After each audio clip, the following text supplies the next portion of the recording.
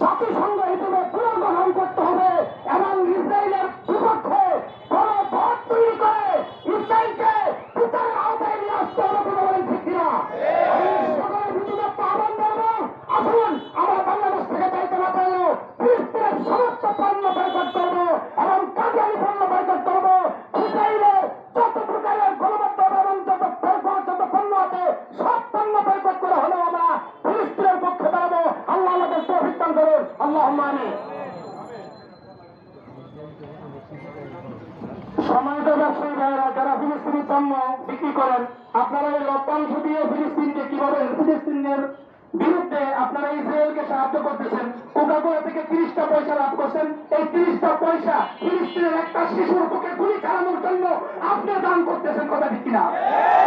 Maggi noodles বেচেন, এই noodles থেকে 20টা পয়সা যদি ইনকাম হয়, এই 20টা পয়সা বাইতুল মুকাদ্দাস ধ্বংস করার জন্য ইসরায়েলকে আপনি দিচ্ছেন।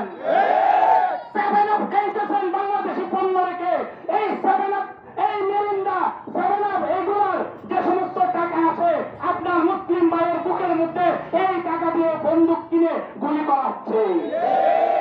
ব্যবসায়ী ভাইয়েরা সতর্ক হয়ে যান। আল্লাহ তাআলা আমাদের বিচার তৌফিক দান করুন।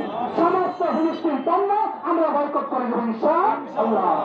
এই মুহূর্তে আমাদের সঙ্গে সংক্ষিপ্ত কথা বলবেন গাজীপুর জেলা যুবদলের সম্মানিত ভাই আমাদের নাসিম মোড়ল ভাই, উনি আমাদের মধ্যে উপস্থিত আছেন। ভাই সংক্ষিপ্ত কিছু কথা বলবেন।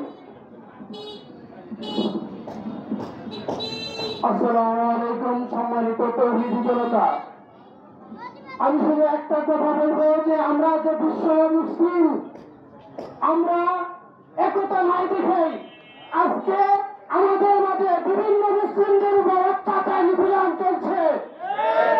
আজকে